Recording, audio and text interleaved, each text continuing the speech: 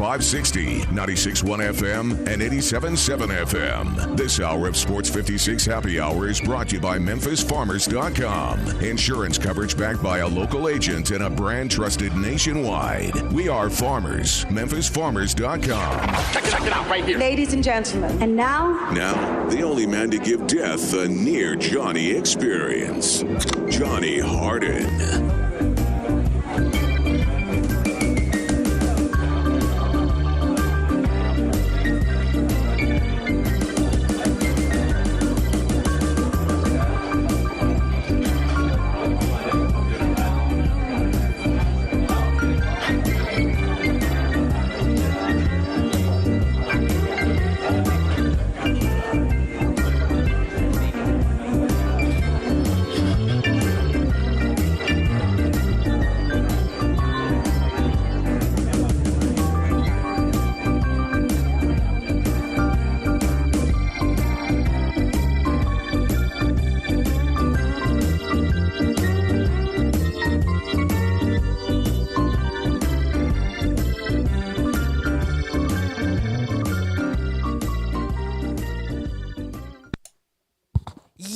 Yo, welcome into a little Sports 56 happy hour with your very good friend Johnny Radio. And guess what? My good buddy Gabe Kuhn, who's always by my side.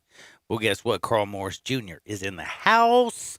What's up, Carl Morris Jr.? What's going on? How y'all doing today? Man, we're all doing good out there. Let me tell you something. Life is crazy, and we're going to talk about a lot of crazy stuff. Today's going to be a new thing. At 2 o'clock on every Wednesday, our good buddy Russell Copeland is going to start to join us. Today's going to be the first day of that. So our good buddy Russell Copeland, 7th all-time wide receiving at the University of Memphis, spent tons of time with the Bills. Spent a lot of time in the NFL, knows everybody and their grandmother. Him and Isaac were teammates. Whoa, man, could you imagine being wide receiver? But I'm going to tell you right now, we're going to talk about Kenneth Gainwell. We're going to talk about some of the stories that are going down in the world when it comes to sports. I basically got to straight up tell you a whole lot of stuff, like sports. The world, it's a little bit wild right now, and you got Kirk Cousins. We're going to talk about him. If I die, I die. Survival of the fittest. We're also going to talk about basically who has a bigger game tonight when it comes to their basic. What I mean by that is reputation. And reputation in the NBA is more so than any other sport. You know what I'm saying? Your rep can just be tarnished one year. And you make a pick or a big play in the next year and you dancing down the sideline and you redeem yourself. Or you go Leon Lett one year and the next year you go in there and you block a big deadgum kick and take that junk back to the house. Or Derrick Henry, some sucker or whatever. You know what I mean? Like there are times in your life where you can redeem yourself in football. And we've had many guys go down one way and come back another. Now, I want to ask you, in basketball, where reputation, in my personal opinion, outside of basically the BS talk of LeBron James and Michael Jordan when it's unequivocally clear it's MJ and everybody else conversation is real and it's fun. But right now, the real conversation has a lot to do with tonight's basketball games. And let me explain to you why. You have a guy in Chris Paul. By the way, Thunder up, bang, bang. Let me tell you a little something. I got a Thunder fan coming on at 1:30. That's going to be a lot of fun. I'm excited. She is a beautiful lady. She's on Instagram at @the_sportsgirl, @the_sportsgirl. She's a Boomer Sooner for life. She loves OKC. She's a sports girl who loves sports. And yes, we are going to rap with her. Now, I'm just want to ask you, you got the Thunder tonight, you got the Rockets, 8 o'clock. You got James the Beard Harden. You know what I'm saying? Fear the beard, damn it. Some people say he's the best one-on-one. The step back. Oh, in your face. I'm like, wait a second. Hold up. The best one-on-one? Did y'all never play the Atari Bird versus MJ or Bird versus Magic or whatever? Sorry, dude. There's some better. Not even close. Dude, let me tell you something. I'm sorry. But tonight, Chris Paul, who was run out of Houston like a punk. Let's be real. He was run out of Houston. Houston ball players that have admitted it. It was in the Undefeated. It was in the Athletic. It was on ESPN. It was on Fox Sports News. It was reported by everybody and their damn grandmother that the Thunder didn't want Chris Paul. They wanted Russell Westbrook.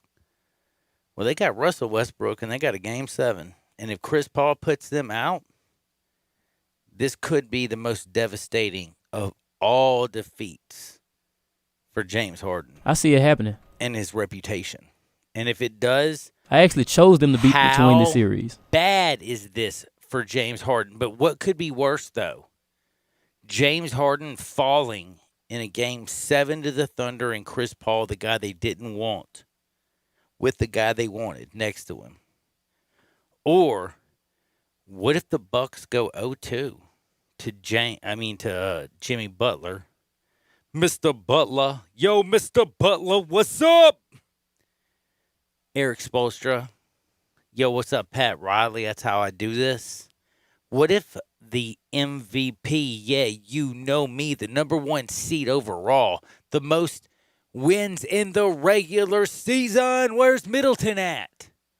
Could the Greek Freak, if he falls 0-2 tonight to the Heat, I can't imagine tomorrow what people will be saying on dude, start with Scott Van Peasy tonight. He'll be like, what's going on with the Greek Freak? Oh my goodness. The putt did not go in. The ball did not go in the hole. The Freak is not Greek. I don't know. What I'm saying is Jimmy Buckets ain't playing no games. Spoelstra and this team are playing at a different level. Just so everybody remembers this, the Heat have not lost a playoff game. Y'all realize that, right? Look back. They swept the bleep out of You're absolutely right. I didn't think about that till you just said it. Yeah, they have one other. They can go straight up and win 6 straight dang games in the postseason and say, hey, what's up, Milwaukee? Milwaukee, we up 2-0 dancing. Jimmy Butler will start dancing doing this right here. Riles will be up there with his mask on. Yes. Welcome to the dark side, Jimmy. This is the dark side. Spoelstra will be getting do. That's for all my Star Wars geeks out there. I don't even know much about Star Wars, but I knew about that. R2-D2, I think he speaks to somebody. Spoelstra is that somebody, maybe Princess Leia or someone. Dude, is that rude to do? Isn't that a nice thing to say about Spoelstra, Princess Leia? Isn't that a good one? Kind of, sort of. Or Luke Skywalker. Is he Skywalker? I think the player should be a Skywalker. And I think Jimmy Buckets would most definitely be Skywalker. Jimmy Butler Skywalker. You know what I mean? So, anyway, tonight the Heat can realistically stick what I think is an absolute knife in Jimmy. Jimmy Buckets can just knife the Greek Freak and just be like, hey, I just want to tell you something. Welcome to Orlando. Shank him and just walk off. They go up 2-0. OV, this thing is over, buddy. The Heat will drop the Milwaukee Bucks. And it will be so embarrassing and so sad. But James Harden, my own kinfolk, can you imagine what could happen to him?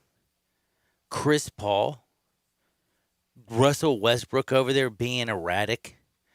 You know James Harden's fourth quarter issues. Could you imagine if Chris Paul in Game 7, down in the bubble in front of national TV, everybody's watching tonight? Could you imagine if the Thunder dropped the Rockets? If the Thunder win, Mike D'Antoni's gone. Yeah, he should be. He will be gone. You know they probably try to blame it on Russell for not playing the first 2 games. R-Dub. Oh, yeah. Let's blame it on R-Dub. James Harden, people. By the way, I just wanted to ask you a simple question. Who had the exact same record 44-28, 44-28, 44-28, 44-28. What I'm trying to say is, we kill a lot of people, and we have crushed Oklahoma City. We have crushed Mr. Gator Boy. We have crushed a lot of people. But James Harden and the Greek Freak tonight, if both games go south, this is my one question before I get to the leadoff, and it's 67129. I want everybody to hear it. And by the way, I just also want everybody to thank me for the Johnny Happy Birthday Bash. Did you know I gave everybody a 2-game parlay? No, I did not know that. I said take the Braves. Abso-dead-gum-lutely take the Braves. Guess what? Braves won. Did you know that? My man, Ian, little young kid, goes out there. He looked even better at the Yankees, but he got the job done. Did his business, if you know what I'm trying to say. And the Braves, oh, them Braves, oh, them Braves. Oh, they won 10-dead-gum-3, yo. Thank you, Ian Anderson. Thank you for the W. Ian Anderson. Thank you, Atlanta. Marcell Ozuna, by the way, hit a 3-run home run. That kind of just changed the game. Boom, boom, boom. Braves got there. But I will also tell you the second part of my parlay. Do you know what the second part was, sir? NBA. I said, dude, Donovan Mitchell. Dude's been sick. Donovan Mitchell's been on fire. I said, but let me tell you something. Donovan Mitchell doesn't have the Joker. And I said the Joker will be the difference. Now, I was wrong in this aspect. I said that Murray and Donovan Mitchell would each drop 30. They would be themselves. I didn't know that we were going back to 1980 and having an 80-78 basketball game, but I saw some tired legs out there.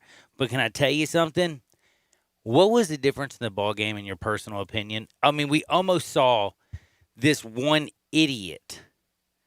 Yo, hey, Jamal, let me dribble the ball and hand it off to Craig. Yo, what's up, Craig? What's up, T? What's up? You seen them joking about that after the game? Layup. Yeah, talking about Friday and stuff. Yeah. Dude misses the layup. And then, dude, Mike Conley, when he shot that ball, when that ball was in the air, I'm not kidding with you. It was like the ball stayed it was the way it rimmed out. Yeah. It stayed in the air for the longest. Let me just tell you something. My heart, I laid down and I said, oh, my goodness, I won. The John Harden birthday special won. Thank you, Mike Conley, for missing that. But can we be honest? It was all about Joker. 30 damn points. 4 for 4 from the free throw line. Grabbed 14 boards. Had 4 dimes. Did you know that? The Joker. The Joker did it. 12 of 23. 2 for 5 from downtown. And Murray only got 17 points on 21 field goals. Please.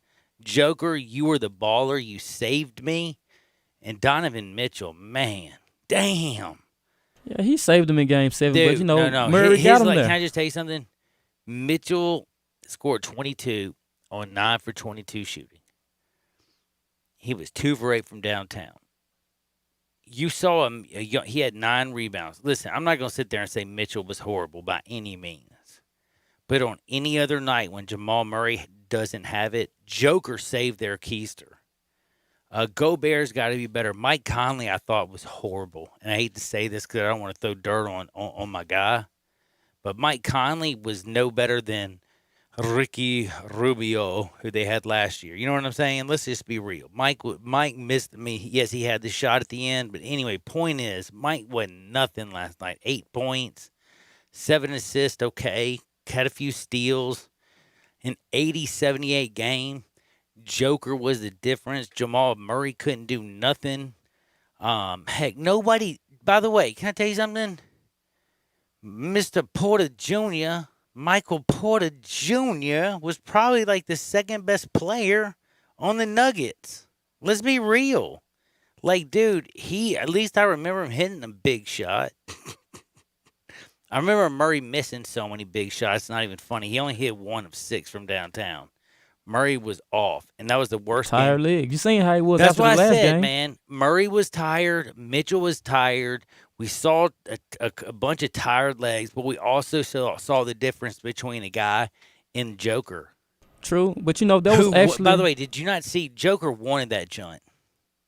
Joker straight up said, "I ain't leaving, and you ain't beating me." He looked at Rudy Gobert like, "You know what you are? You're an idiot. You're a punk. I'm taking you down. You can't do nothing." Yes, he grabbed 18 boards. He had 19 points. But by the way, he had 30 dropped all over his face. Joker.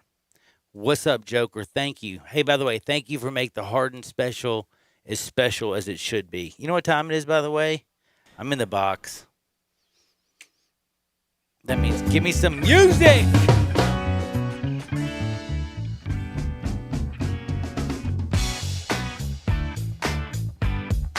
What you got for me? All right. Since we're already on the bubble, do you see this being a potential rivalry between Murray and Mitchell? Going forward, absolutely. Let me tell you something. What I see is a lot of sadness. I look at teams like the Knicks who could have had Donovan Mitchell and passed. I look at so many teams that passed on Mitchell and see what he's become. I look at Jamal Murray, and I hate to say this, I look at him as well and think about like where he went and how they got him. And by the way, he went higher and everything, but it's weird when I watch both of these players. I think so many what ifs. Do you know what I mean by that? Yeah. Like, how many guys do you watch every night and you think to yourself, could you imagine if you were a good coach, how many championships you'd have? Think about my good buddy, John Calicant. John can get you in the first round, but can't win a championship. Think about all the players that we watch. Yes, Donovan Mitchell, he played at Louisville. I'm not talking about him. But we watched also Jamal Murray. Where'd he play? Kentucky. All right. Where'd Anthony Davis play? Kentucky. Oh, what about Drew Bledsoe? Kentucky. Oh, yes. How many other players are out there that we talked about even before the bubble? Devin Booker, where'd he play? Kentucky. Oh, man, he's another good guy. Man, he can flat out stroke that junk, can he? Most definitely. How many guys? You look. Oh, what about the big cat, Karl Anthony Towns? Bam Adebayo. Man, think about Kentucky. Hero. Oh, Tyler. Goodness gracious. Yeah, Kentucky has them. Man, and how many champions they got? One. With Cal, they got one. Think about all that talent. They got a whole damn championship.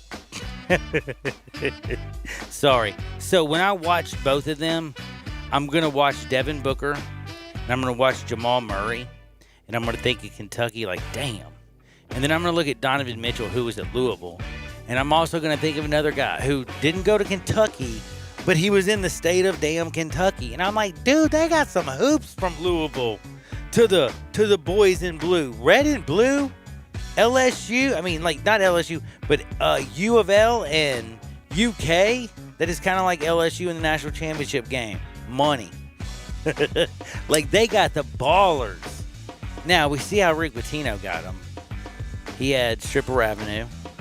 He had a woman that worked there. Her daughters worked there too, which was weird. But that's, let me just tell you something. It's the only time I'd ever say that nepotism didn't work out in their favor. It's such a horrible thing to say. But anyway, what else you got for me?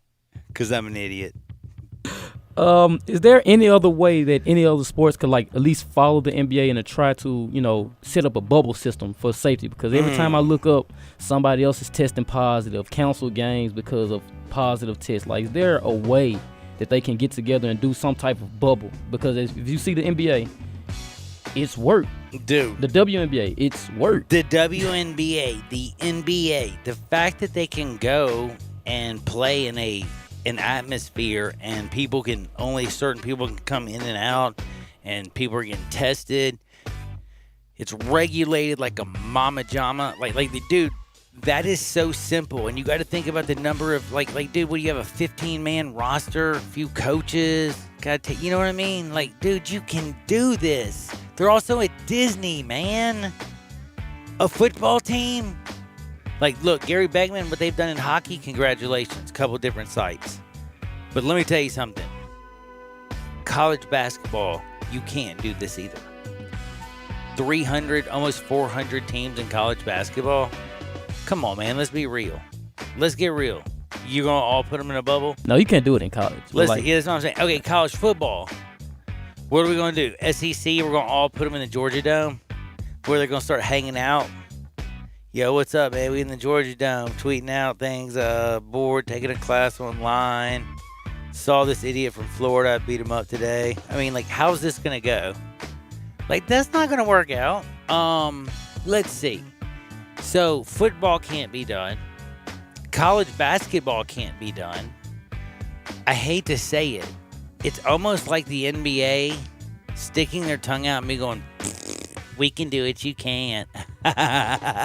So they're taunting. It's almost like they're taunting. I mean, you got 100 man. You got, like, so many people when it comes to football. You got, man, listen. Baseball's proving to you that you can travel. Baseball's proving to you that if you have a team that's positive, shut them down. You shut them down, you get everybody tested, you isolate those people, and then guess what? You move on. They've done a great job at baseball. Baseball is what you kind of watch because baseball is more of a reality. And also, I hope you're watching what happened with Central and Go P last week because that's the first football game of the year, and everybody needs to pay attention for the next 2 weeks how they handle this and how COVID works within those two teams. And if it goes great, you do whatever the hell they did. If it goes horrible, figure out how to fix it. You know what I'm saying? Correct. I have to totally agree with you. So I think that's a big game. Watch out and learn from that. But I still think that, listen, the bubble is a special thing that the NBA and WNBA were able to do. But when we talk about college football, college sports, and the National Football League, we're talking about a different animal. So it's like comparing old apples to lions. All right. And by the way, apples don't even get eaten by lions, I don't think. They just sit there and look at the lion. The lion's like, where's the human? All right, last question. How do you feel about Kirk Cousins? He's like, comments? Where's the Lion King at? How do you feel about Kirk Cousins' comments about him potentially being tested positive for COVID-19, which states, if I die, I die? Wow. So we, I kind of mentioned Darwin, didn't I? Isn't that weird? Charles Darwin and Kirk Cousins are, like, related. No, I'm just kidding. Listen, I understand where Kirk Cousins is coming from. He's made a lot of money. Risking it all. He really has. I mean, he's done, like, the amount of money this man's made is ridiculous. But can I tell you something? Charles Darwin, it was 1851 when they turned his On the Origin of Species, which is about evolution, into print. Now, can I just also tell you a secret? Since Charles went over and went to an island, the Galapagos, I think it was the Galapagos Islands, and looked at lizards and turtles and all these animals and did natural selection, I understand Kirk Cousins is a football player and he feels tough. But can I also tell you something? Natural selection and viruses don't really give a damn. Like, you can literally be smoking a fat blunt and drinking a 40 right now, sitting around doing nothing, listening to me all day like a genius. Or you can be Kirk Cousins lifting weights. Oh, yeah, lifting weights. It doesn't matter. If the virus gets you, it all depends on how your body handles it. Doesn't really matter how much weight you can lift or how well you throw a football. Again, this isn't natural selection, Kirk Cousins. And by the way, to say, if I die, I die, that is, I think, very unprofessional. No, I just think it's callous for all the people out there who have lost their family members. And Kenneth Gainwell, we just know him, and he's left the University of Memphis. He's lost 4 members of his family. Again, I just think this ain't like a situation where I'm getting behind him and saying, Kirk Cousins, who dat? But you know what I will say this? I'm late for a break, and I will be back with, oh yes, I'm so excited. I am bringing on the one, the only. I'm bringing on Miss Rhonda Byrd. That's right, the sports girl. And let me tell you something. We're going to have a lot of fun on the other side, but whatever you do, don't look at the dial. Don't think about touching about it. Don't even look at it. This is Sports 56, 96.1, 87.7 FM.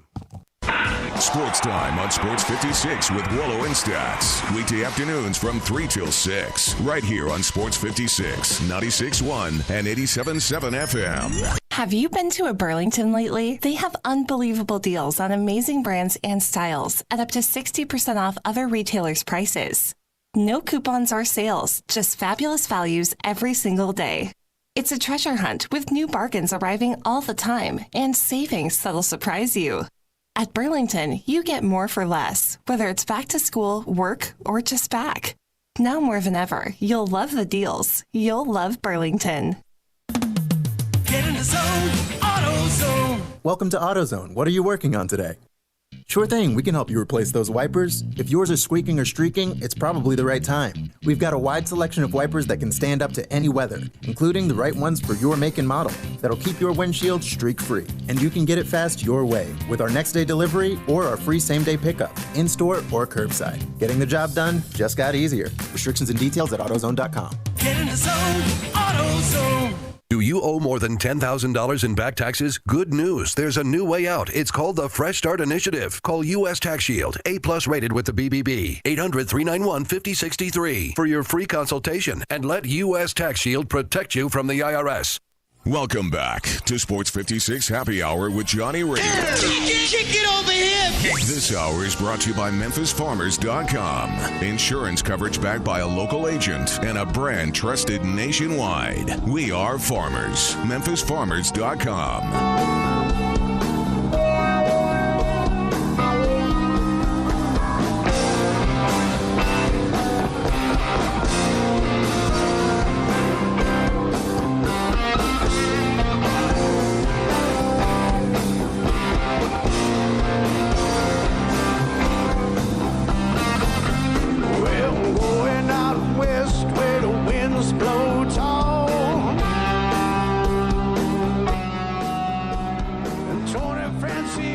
Used to date my ma. Welcome in, little Sports 56 Happy Hour. Y'all know who I am, Johnny Radio. Carl Morris Jr.'s up in the house.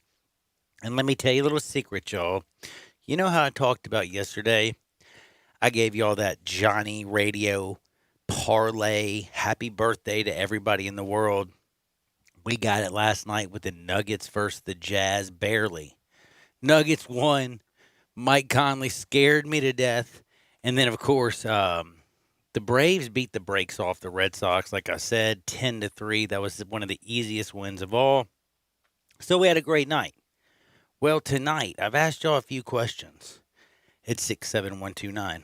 And I've talked to y'all about, like, my man James Harden, how much he has to prove and how much he has on the line. But right now, standing in his way is a guy that he wanted to get rid of. Who is that? The guy that got kicked in the face here in Memphis. Chris Paul. Do you remember that, Carl? I actually don't. You don't remember that? He took a shoot at the face when Tony Allen. Oh, yeah, okay. I remember now. Okay, I was about to say, man, that was some good stuff back in the day. that was some old school days back then. But no, Chris Paul is. I'm gonna talk to him next time I see him about that. But no, let me tell you a little secret right now.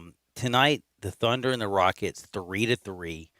Huge game. The opportunity for the Thunder to go forward and basically put a knife in Mike D'Antoni's career in Houston, because they're going to get rid of him if he loses this game. If they get rid of Chris Paul and bring in Russell Westbrook, the guy that James wants, the guy that Mike wants, and guess what? They can't even get out the first round. Can I tell you where Mike's going? Out the door, baby. But guess what? Thunder, the team that are standing in their way, they got a guy in Chris Paul who is, I don't know, man. I don't know if a lot of people believed he had this much left in him, in all honesty. But I'm going to ask you a little question. I want y'all to do me a favor. Check out my friend Rhonda Bird, who's about to join me right this minute. And I want you to also do me a favor and give her a follow on Instagram. She is a heck of a follow. And it's very simple. It's just at the underscore sports girl, just like I'm Johnny underscore radio, at the underscore sports girl. And she is Rhonda Bird. And guess what? She joins us now. Rhonda, Thunder, what is it? Thunder Up Bang? Thunder Up Bang, or Thunder Up Baby. Thunder Up you Baby? Oh, however it is. Oh, I like Thunder I Up just say Baby. that. I like it. I Yeah, like it, because- Rhonda. How are you today? Oh, I am so blessed, and I'm so glad that you joined me. I'm stoked about today. Last night, I'm just stoked about right now being a sports fan. We have baseball. Like, we are in over halfway through now what we call the regular season of this year. Basketball is cruising right along. We got, game sevens going on tonight.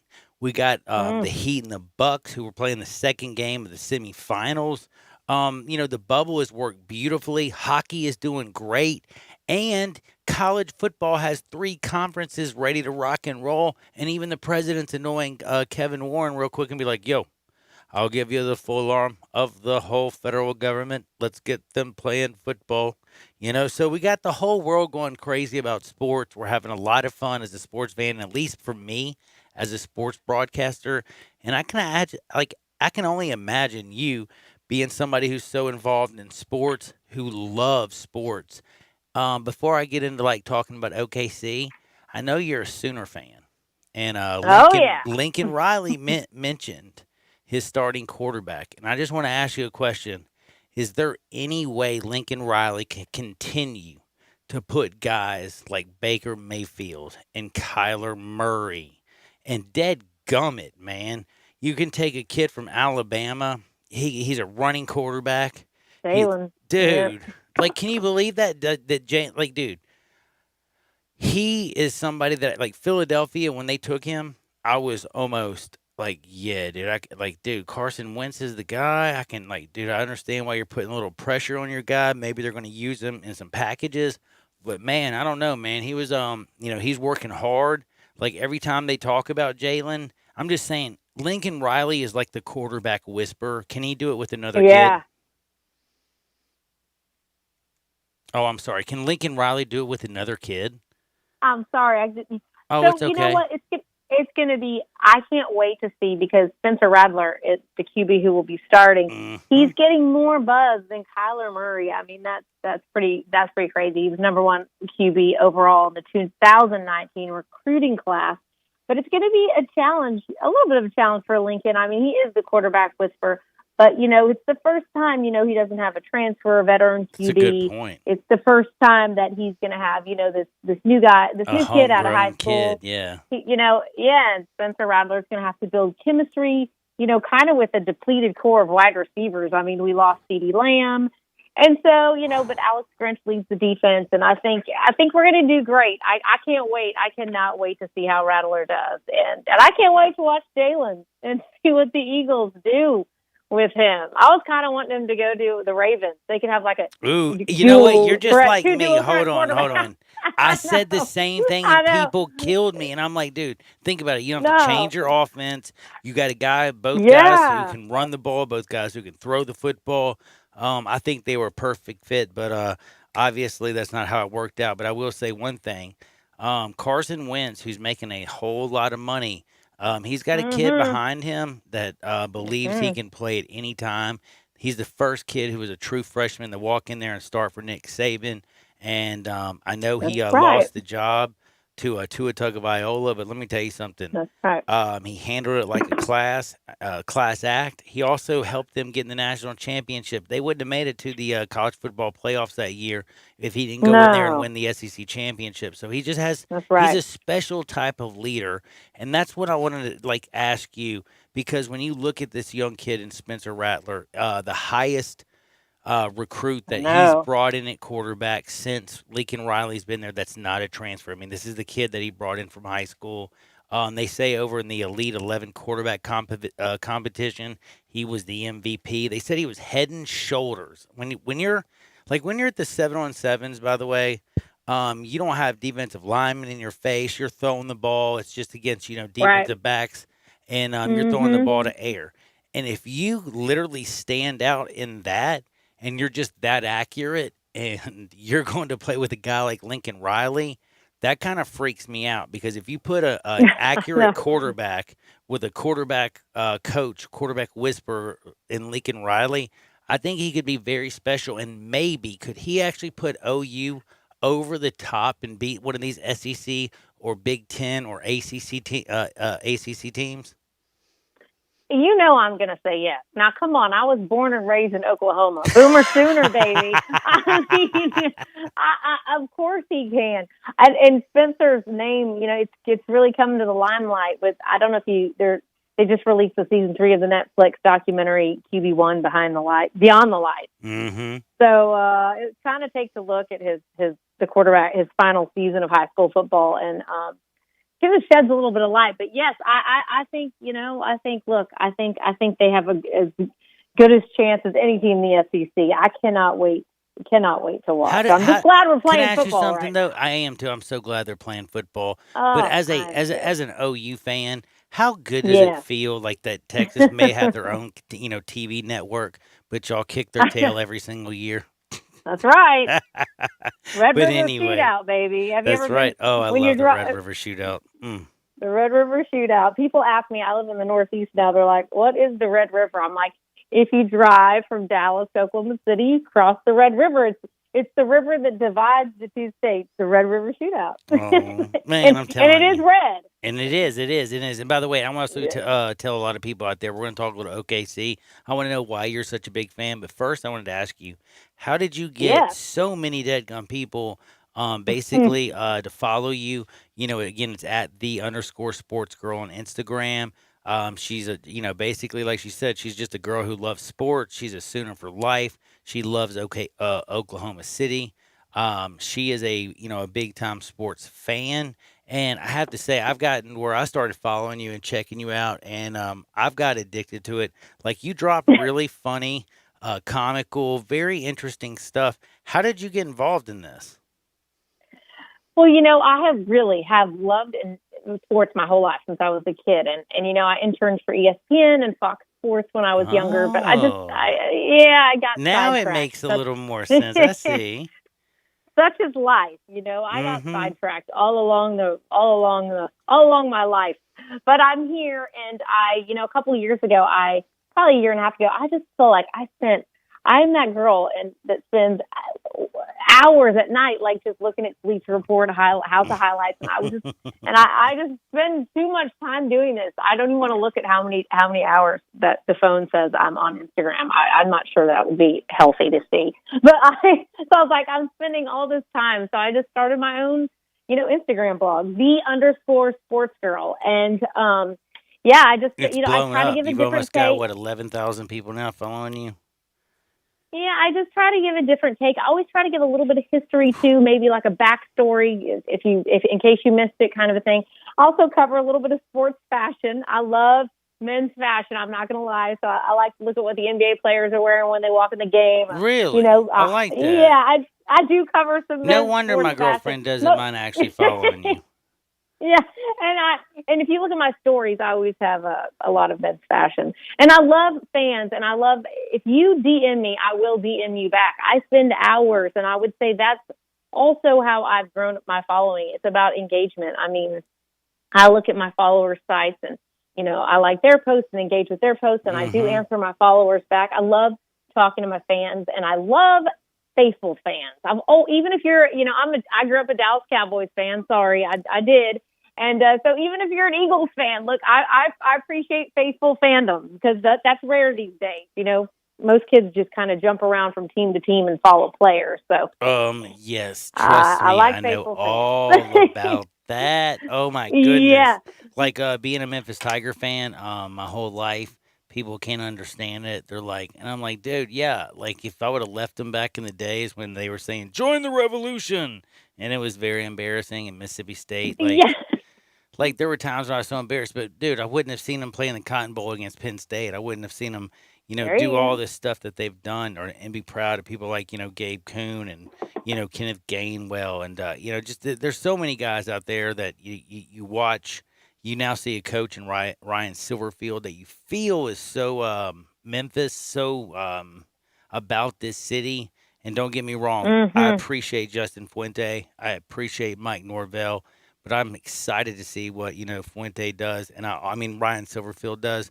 But I'm also stoked that we have somebody that loves the city and wants to stay here like him. And then also we have a basketball coach who basically represents the entire city in Penny Hardaway. And I just love him. So Tiger basketball has me fired up. Tiger football has got me going in the right direction. And just being a sports fan right now is awesome. But how did you become an Oklahoma City Thunder fan? Like, because they come in there, I just have to know, like, how did this take hold, and what do you think is going to happen tonight in Game 7? I was born and raised in Oklahoma. I grew up in Oklahoma City. So being a Thunder fan just comes natural for me. I mean, we actually grew up Boston Celtics fans, funny enough. I think it was because, my dad loved Larry Bird so much. But when the Thunder came to Oklahoma City, it really did change my town. I mean, every time I go back, and my family's still in Oklahoma City. I don't live there anymore. But, it's you can't imagine what it's done to to Oklahoma City. And the fandom is insane. My brother took me to a game a couple years ago, and it's electric.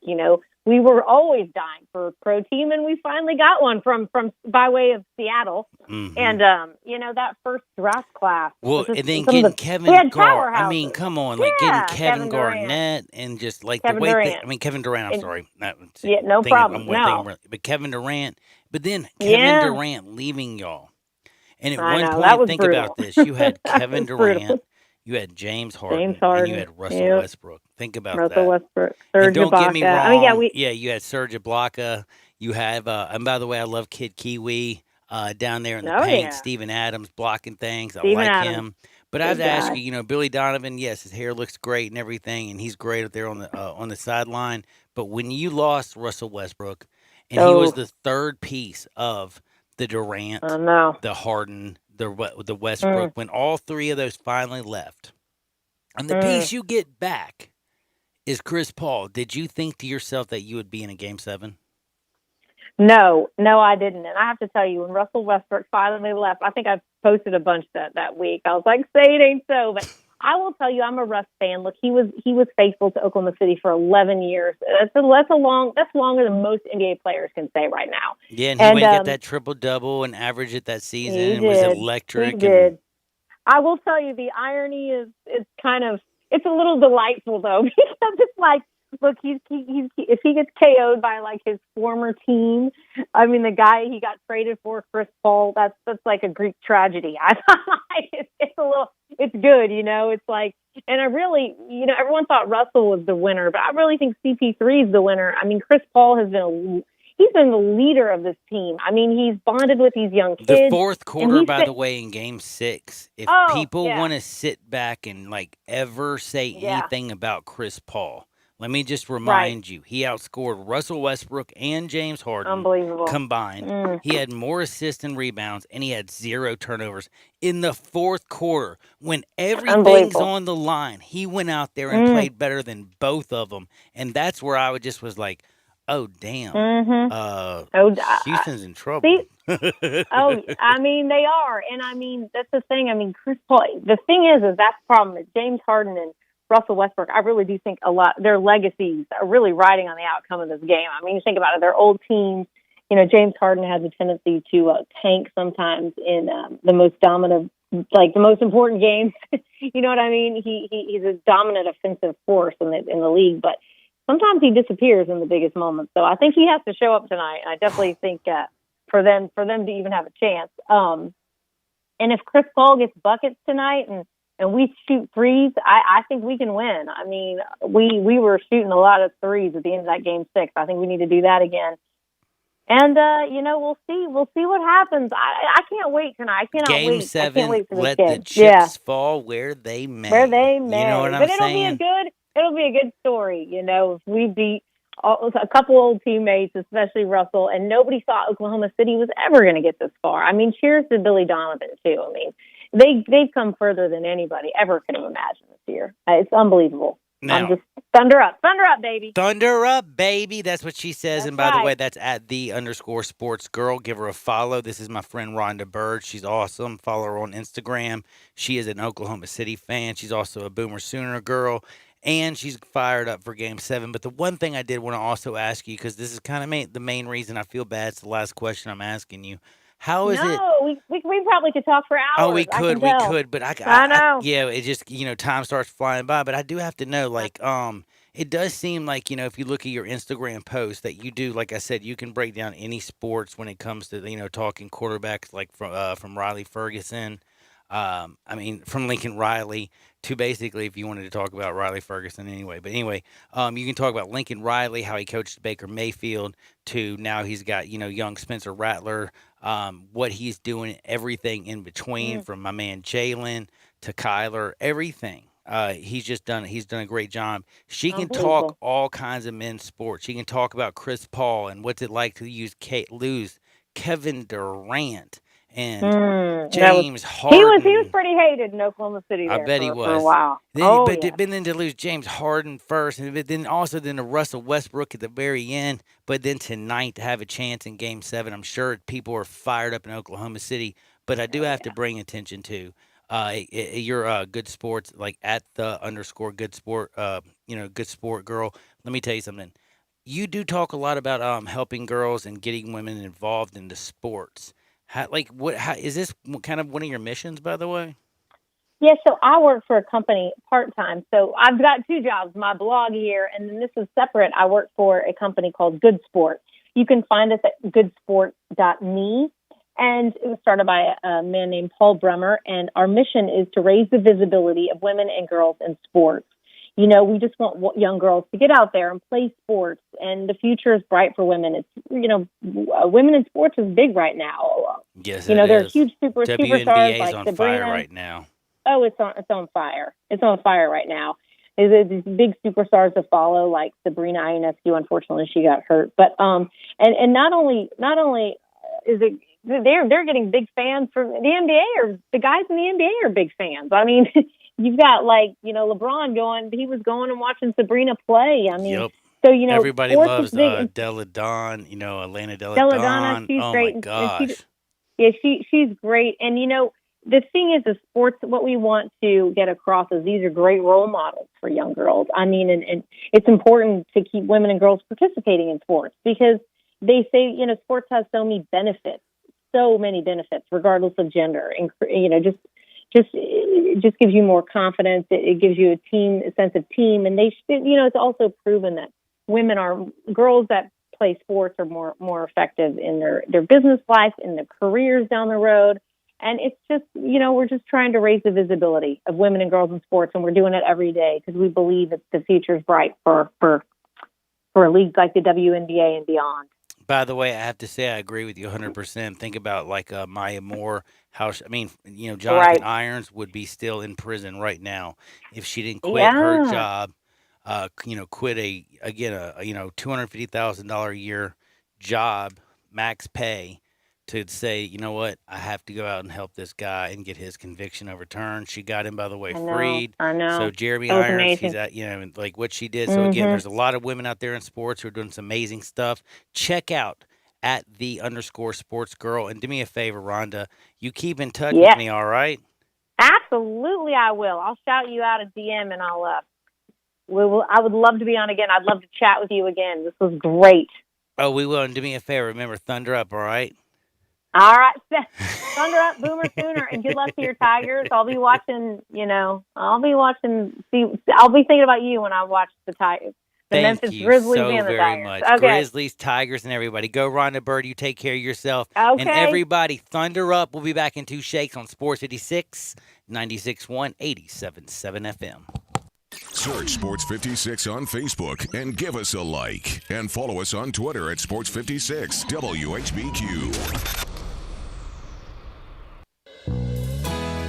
Great news, sports fans. The Butcher Shop Steakhouse is now open for dine-in service. Make a reservation and enjoy a mouth-watering steak dinner.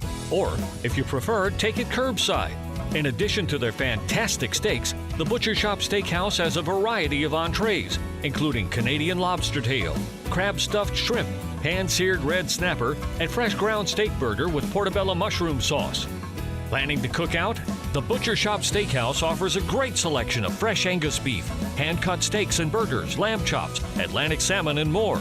Make your reservation for dine-in or pre-order for curbside pickup.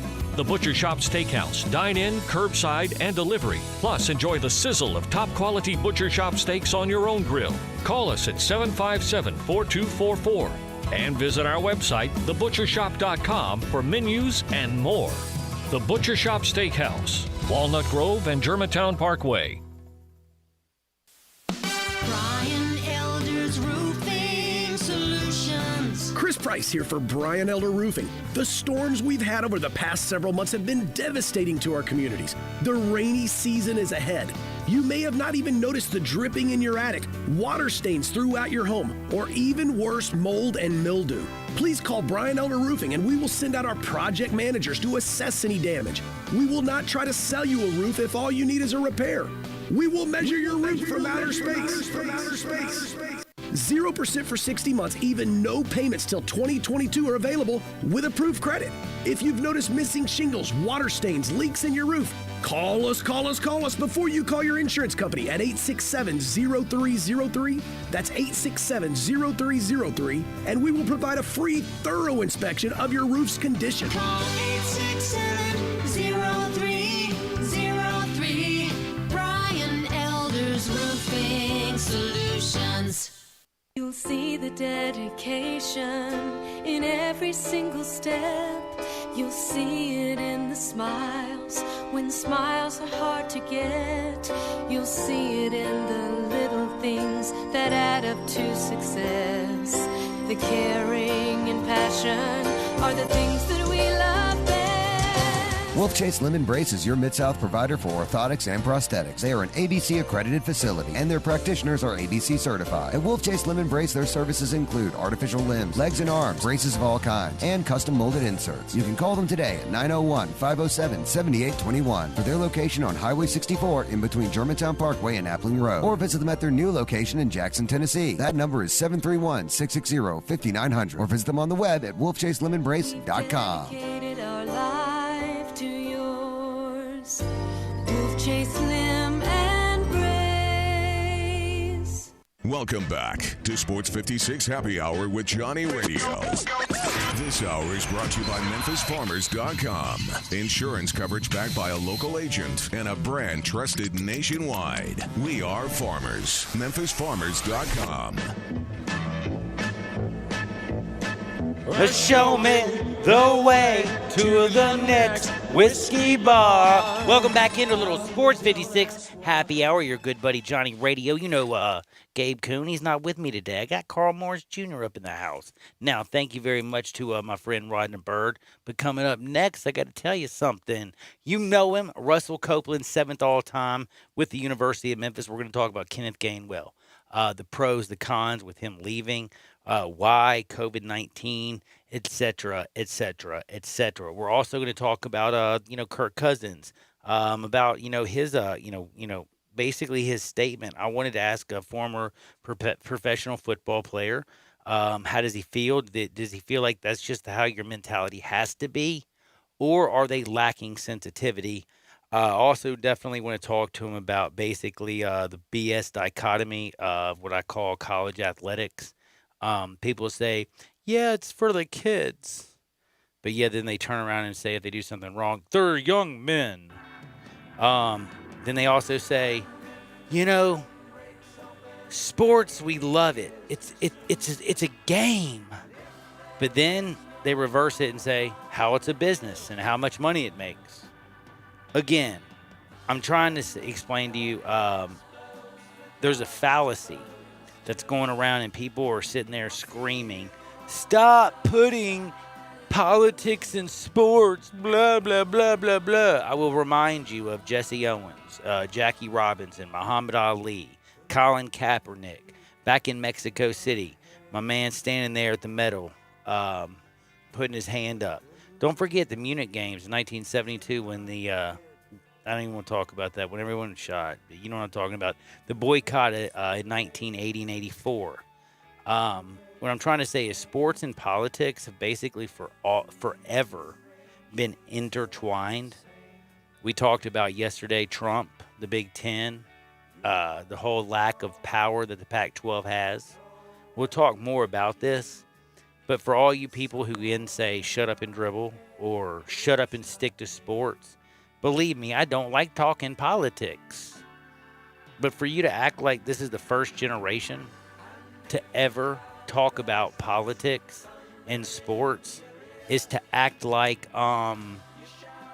basically men are only nasty and women never ever. Never mind. Don't even make me go there. But you know what I'm saying. Girls are sugar and spice and everything nice, and boys are just, what do they say? Puppy dog tails and rattlesnake heads and nasty. Yeah, some of that nature. Something like that. By the way, don't forget Matt Nagy. Nobody's listening to him because he's not going to tell his quarterback starter until the season starts. But guess what? Dwayne Haskins, he's been named the starter. Tyrod Taylor's been named the starter for San Diego. We'll be right back with Russell Copeland. And if the dam breaks open many years too soon. At Mass Mutual, we know that tradition is the backbone of the Kentucky Derby. I love your hat. Let's grab a mint julep. Tradition binds us together. Live Mutual, Mass Mutual.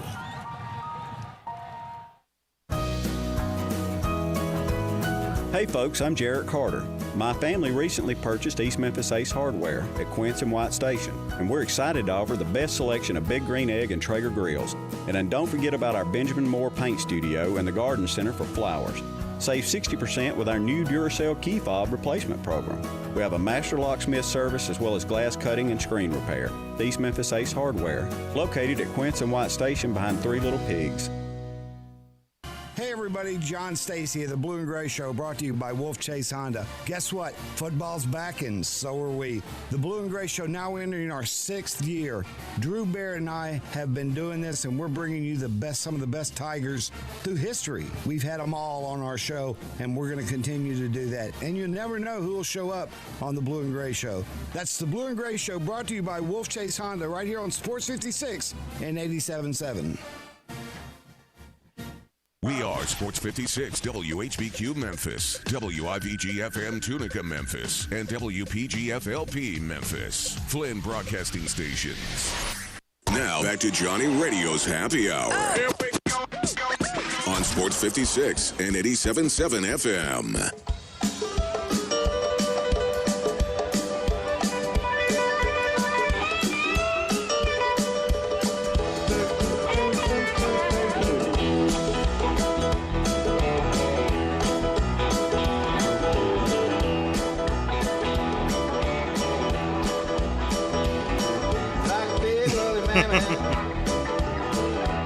Welcome back into Little Sports 56 Happy Hour. I'm your good buddy Johnny Radio, who's ready for his big bully mammoth. And I'll tell you one thing, I'm about to talk to a big Memphis superstar, woolly mammoth style. That's Russell Copeland, man bald, with a good buddy of ours, of course, Isaac Bruce. That's right. Isaac, the Bruce is loose, and Russell Copeland. Could you imagine have them lined up outside? You go up under center? Dude, that'd be nice. That'd be nice. But I will tell you something that's kind of interesting. Since I'm about to bring on a wide receiver, and we got a whole lot to talk about. I mean, we've got so much to talk about, it's not even funny.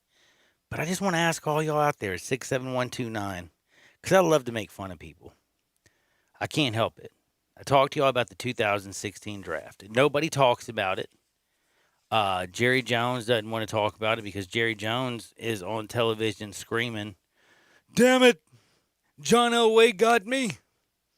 He gave away 2 first-round picks, moved up to 26th, and took Paxton Lynch. Damn it."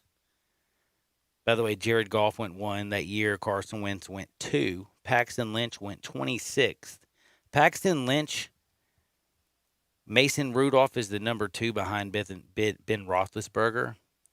And that's right, Duck, Devlin Hodges, beat out Paxton Lynch as of yesterday for the third spot. Paxton Lynch is on waivers, of course. If he gets picked up by another team, we'll see what happens. If not, he will be the practice team quarterback for the Pittsburgh Steelers. But that year, I just want you to think about this. Christian bleeping Hackenberg, Paxton Lynch, of course, Jacoby Brissett, who ain't been bad, but Connor Cook. All these guys went before Dak Prescott. Cardell Jones went right after him. Kevin Hogan, Nate Sudfeld, Brandon Allen, Jeff Driscoll. Dak Prescott went 135th overall. And deadgummit Jerry Jones was so mad in 2016 he didn't get his guy. Now, I'm going to be interested. How mad is he going to be if he didn't lock up his guy? But also, how mad could he be? And I'm talking about Dak Prescott, who's finally going to make some money this year. But damn it, out of all the years to gamble with your life and your career, the year that is COVID in 2020 might be the year I don't know if I really want to gamble a little bit extra. But we'll see. We're going to talk about the man. We're going to talk about all these myths. We're going to talk about many legends with the legend himself, Russell Copeland. Cope, how's life treating you? Man, I'm doing great, man. How are you, John? Dude, I'm so excited. And I'm also excited to tell everybody that every single Wednesday, right there in the middle of your week on hump day, baby, 2 o'clock on a hump day, you're going to get a little Copeland. You're going to get a little Harden. You're going to have a whole lot of dead gum fun. And at 2 o'clock, we're going to break down all the stuff that's going on. And I know you heard me talk a little bit before I came on. I think you did. And we always talk about, of course, you know, Mitch Trubisky. And I'm making fun of Matt Nagy right now. I'm not going to lie to you. Because you got all these teams, you know, Dwayne Haskins been named starting quarterback for Washington. You have out in, you know, for the Chargers out in L.A., which drives me crazy to say. You know, they came out and said that Tyrod Taylor, T-Mobile, baby, he's going to be the starting quarterback, which I kind of figured that. But Matt Nagy, he's not going to let the team know or the quarterbacks know until the first series of the game when he tells one of them to go out there. I think that's complete BS. He also tried to sit there and say that you know, he's given an advantage to his offense because he's going to make the defense you know, prepare for two quarterbacks. This is a flat out lie. This is the draft that had Deshaun Watson and Patrick Mahomes that went after. You traded up to get Mitch Trubisky. You know that you didn't pick up the 5th year. You picked up Nick Foles. Am I the only person in the world that doesn't know that Nick Foles is going to take the first snap of the year for the Chicago Bears? Well, I think when you look at it, I think when you look overall in camp, I think the race is probably closer than what people may realize. That I actually think that Matt Nagy wants it to be Mitchell Trubisky. I think that he has confidence in Mitchell Trubisky. I think Mitchell Trubisky has been under the system under Matt Nagy. I think he really likes this guy. But at the same time, you just talked about it. We're talking about a top 10 quarterback. When you look at Deshaun Watson, he was taken before, and he was taken before Patrick Mahomes. So is it a fair assessment? Well, it is what it is, because as a top 10 quarterback, you're looked at to be the quarterback for the next 10 or so years and to bring that franchise to glory. And Mitchell Trubisky has had some games where he's looked good, but overall, he simply has not gotten it done, and that's why management has brought in Nick Foles. Nick Foles has played in this system with Philadelphia. He's played in this system at Kansas City for Andy Reid, so he knows the system as well. So I think competition breeds success, but I do think the competition is a little bit closer, and I think with him saying that, I think it makes it even closer within this last week to see these two quarterbacks be able to gun it out and see which quarterback starts. I also think it's kind of crazy when you think about it. A lot of people I know, like, because you know I'm weird, so you probably haven't even put this together.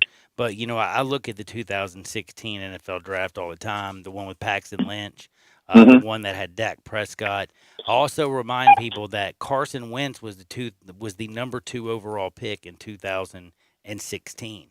The number 2 overall pick in 2017 was Mitch Trubisky. Nick Foles just seems to take over the number 2 starting quarterbacks, it seems like. 2016 already went down. He brought them a Super Bowl. That defense is ready They have weapons. I Mhm. mean, hey, with Anthony Miller, I think that they have a team that can go out there, especially in that division. I think the NFC's wide open. I think, yes, the 49ers are scary as all get out. I think the Bucks, without all the offseason, I know Tom Brady's down there, but he's still old. I don't know how the weapons are going to work. And I've never seen Tom Brady without Bill Belichick. He's with Bruce Mhm. Arians. So the NFC is wide open. And I just feel like Nick Foles, could you imagine if he took down number 2 in 2016 with Carson Wentz and then took down number 2 in 2017 with Mitch Trubisky and just took over these boys' jobs? I just think, John, when I look at Nick Foles, I just think he's a perfect relief pitcher. Yep. Meaning that when Nick Foles is really a starter, you get He's not. the You don't up get and as down. much as you would. I see what you're saying.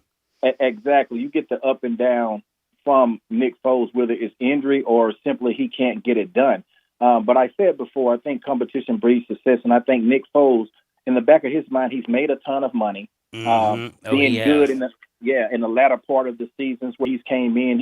He's won a Super Bowl, so he got a ton of money again. He got Jacksonville money- paid him out the frame. Yeah, and he got paid very nicely when he went to the Rams. Okay, Yeah. so True. so when you look at that from a money standpoint, he's fine. But I really do think that he wants to solidify a starting job. So I think Jacksonville was the place for him. Honestly, unfortunately for him, he got injured, and this is a quarterback-driven league, and it's the next man up. And if the next man up comes and he performs, then pretty much your job is in jeopardy or you're on the trading block. And I think he wants to solidify a job, and I think he's going very hard to be the starting job, to get the starting job for the Chicago Bears. But the same token, Mitchell Trubisky is looking at what everyone else is saying. He's looking at the weapons he has, and he's looking at the defense. And I think he looks himself in the mirror and says, I'm a much better quarterback than that. And guess what? They didn't bring this young man in to just look at me. They brought this young man in to be a starter, talking about Nick Foles. So I think it's going to be a great competition, and they're going to need great quarterback play if they're going to compete in that division. Now, the last thing I want to ask you, because this, like, not last thing, but I'm saying the last thing about this, because I have to ask you, because this can be a little bit, I'm sure, annoying for you and probably repetitive. But again, you played in the National Football. A lot of people didn't. If you look at the two guys that are out there, Nick Foles and Mitch Trubisky, the number 2 quarterback, 2017 draft. Yes, we see what Nick Foles did when he was, of course, a relief pitcher. We've seen him win a Super Bowl and go out there and beat Tom Brady. We've seen all that, but we've also seen him go down to Jacksonville. We've seen him fail there. We've seen him go out to L.A. and fail. We've seen him do good with Indy. You know what I mean? We've seen some good Nick. We've seen some bad Nick. We've seen nothing but bad Mitch. If you're a wide receiver on that team, don't you know the old saying that basically whoever the winner is doesn't really matter because basically the team's a loser because you can't really tell who's better than the other. Is there a chance that maybe you don't have a quarterback in Chicago? Absolutely. That's what I was alluding to when I said I think the competition is a little bit closer, because let's be honest, if one of these quarterbacks had stood way over the other one, you would have a starting quarterback, correct? Yeah, you would. But that has not happened. And speaking from the wide receiver standpoint, I have to think about Anthony Miller. I have to think about Robinson. Gabriel is gone. But they have to depend on a quarterback. And I think this is a breakout year for Anthony Miller. I think this is the year that he needs to shine. I mean, he's shown flashes. You know, he has shown the flashes that he's shown in Memphis, being an outstanding receiver, but he's been injured. He's been plagued by a shoulder. But I just think this is the year that he can come in. Unfortunately, he's been slowed by ankle, but he needs some stability at the quarterback position. So how he performs this year is going to depend a lot about how that quarterback is doing, because they have a great defense. So guess what? This offense can turn into a run game. It could turn into throwing to the tight end. It could turn to a short passing game because their defense is so great. They just need a quarterback that's not going to lose games. So it's going to be interesting to see which one of these quarterbacks come out on top. Yeah, I think it will be fascinating. And I will tell you one thing. I'm so fired up for the NFL season. I can't wait. But I do have to ask you now about a guy who I know you look at this situation different than most.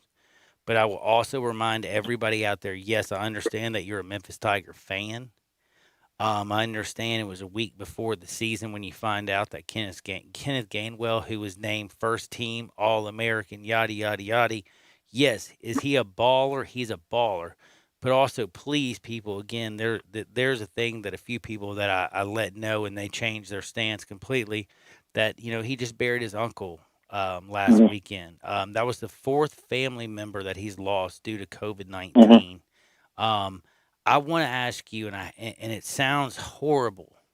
It sounds almost callous and shallow, but this is basically what we do, unfortunately, for a living, and this is what we try to do is to let people know and understand what would be the benefit for a Kenneth Gainwell to go out there and play this year, for Ryan Silverfield, for the Tigers to go out there and play against Arkansas State this Saturday night. What would it be? What would it benefit him and possibly going forward? And then what would be the cons and what would be the dangers? And if you were a family member in his counsel, basically, what would you be counseling him to do? I just think first and foremost, I'm going to support his decision to go to the National Football League. I think your family comes in first. And when you talked about that he's lost 4 family members and he just buried his uncle, I think now he's looking at, what chance does he have in catching COVID-19 or contracting COVID-19 playing this year? Is it going to be a full season? What type of season is it going to be? Will we complete the season? My chance of getting injured. So I think you have to put all those on the table. And me knowing this young man, I have talked to this young man a couple of times, he's a great young man. I don't think he intended for this decision to come down to the last minute as it did, but it did. Now, But that's life. You know what I'm saying? That's life. Exactly. Things happen such as that, and that's why we recruit other running backs. When you came in last year, I mean, everybody was freaking out. Patrick Taylor, oh my God, Patrick Taylor's down. Oh my God, oh my God. Nobody thought about it. And nobody thought about Gainwell. It was about Patrick Taylor because we've had running backs over the past 7, 8, 9 years. We've always had a good staple of running backs. So I think that's why you recruit players. So when you talk about the pros and you talk about the cons with him going to the next level, I think the pros are he's an explosive back. He's very elusive. He has a ability to make defenders miss in the hole and also in the open field. He has solid hands, and he has an outstanding running ability for a running back. And for his small frame, he has a tremendous upside because he runs hard, and I think he can gain some muscle on that frame. But you also have to look at the cons, John. Okay, so this is what I'm going to ask you. This is where it's hard for me. Because, for me, the way you just talked, I already feel like I already know where you're at. And I have to honestly say with you, and I mean, maybe I'm wrong, but if I was in his circle and he had lost 4 family members, and again, you talk about the fact that he has the speed, he's shown what he can do as a young back, he was named All-American, like you mentioned all that stuff, and then you also talk about, the pros of what it is to play.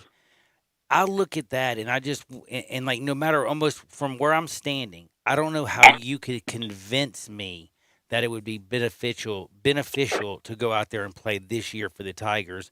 And if you can convince me, you're a magic man. Well, John, this is what I'm going to say about the cons. I gave you the pros, and about the cons, I think the cons of going professional is that he is a one-year starter. He has a small frame that needs to buck. I think he'll play in much better competition at the next level. They're bigger, they're faster, they're stronger. True. He's going to see multiple defensive schemes. He's going to see different defensive fronts and disguises because you have the athletes to be able to play that. What is going to be his durability? Because we've only seen him play just for 1 year. He came out of nowhere. And also consistency and the maturity level. But I think one of the most important things out of all of it, the pressure. We've talked about it.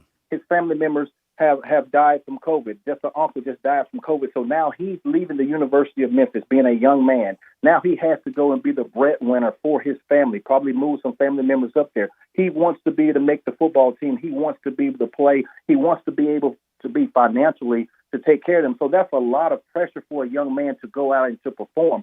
So those are the cons for me. Yeah, now, makes a lot of sense. I mean, we think about Steve Young pulling that monkey off his back, because he had to, replace Joe Montana. Yes, that was such a big deal. But let's think about his coaches. Let's think about that team. Let's think about what the 49ers were.